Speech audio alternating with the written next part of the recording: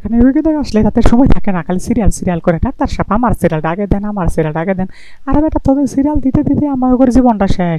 তারপরেও রুগীদের মন পাওয়া যায় না। একজন মক্কেল আইছে কালকে, কই স্যার আমার সারা শরীর ব্যান্ডেজ করা, আমার একটু বাঁচান, আমি মরে যাইতেছি।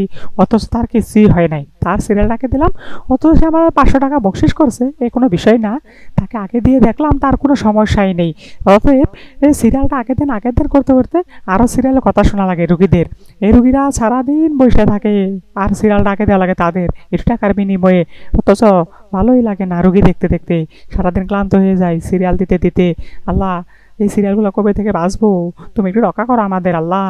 সিরিয়াল দিতে দিতে জীবনটা শেষ হয়ে গেল আল্লাহ।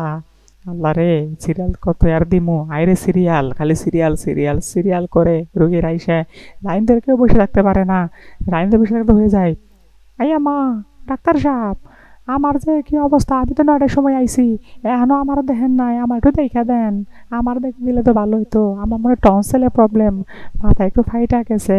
আমি তো ঠিক মতো কথা কইতে পারতাছি না, খাইতে পারতাছি না, আমার গলায় সমস্যা করতেছে ডাক্তার সাহেব। আল্লাহ, এই যে আপনিও আইসেন, হ্যাঁ না, সিরিয়াল সিরিয়াল করতে করতে আপনার এটা ঢুকাইছি। আপনার গলা কি সমস্যা? ভাত খাইতে পারেন না, কথা কইতে পারেন না। এটা একটু গরম পানি খাইলে তো ঠিক হয়ে যায় লবণ দিয়া। আপনারা কিছু বুঝেন না, এটাকে বয়ে থাকেন। ডাক্তার সাহেব, আমি তো সবই বুঝি, আমার একটু সমস্যা, আমার একটু সমাধান কইরা দেন। আমি গলা ব্যথাতে কথা বলতে পারতাছি না, আমার অনেক কষ্ট হচ্ছে।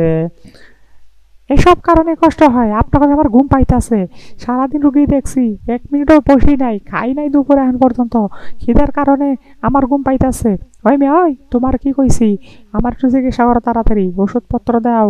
ওষুধপত্র দিলে আমি একটু বাসায় চলে যাবো, বাসায় যাই একটু ভাত খামো, দুধ দুধের খাইতে পারি না, গলার ব্যথায়, গলায় যন্ত্রণা করতেছে, খুব কষ্ট হইতাছে। বুঝতে পারছি, আপনার তো টনসিল হয়েছে, গলায় গুটি গুটি প্রবলেম, ওষুধপত্র খাইলে ঠিক হয়ে যাব, ঠিক আছে?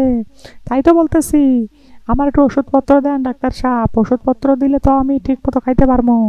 ঠিক আছে ঠিক আছে ঠিক আছে, আপনি একটু বসেন, আমি দেখতেছি। আবার কিছু টাকা বকশিস দিয়েন, আপনারা একটু তাড়াতাড়ি দেখা দিব, ভালো ওষুধপত্র দেবো। ওই মেয়ে, ওই খালি বকশিস বকশিস করেন, কি আর বকশিস? কোনো বকশিস দিতে পারবো না, বকশিস নেই আমার কাছে, যা চিকিৎসা করবেন তাই টাকা পাবেন, কোনো টাকা পয়সা বাড়তি দিতে পারবো না। আপনাকে বাড়তি দিতে দিতে আপনাদের যে ভাই জল পড়ে গেছে, বুঝি না আমরা। এই মহিলা কি কয়, কিছুটাই বকশিস দিবেন না? কিছু টাকা দিন চা নাস্তা খাওয়ার জন্যে।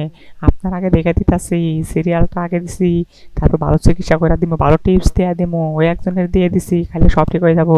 কবে ওই কম কথা কা, তোরে ধন্যবাদ, তোরে বকশিস কিছু দেবো নি, অল্প যা পারি, আমার কাছে টাকা পয়সা নাই, গরিব মানুষ, তাড়াতাড়ি আমার গলার চিকিৎসা করেন আগে, বাড়িটাকে সেটিলে করে দেন, ঠিক আছে ডাক্তার সাহেব?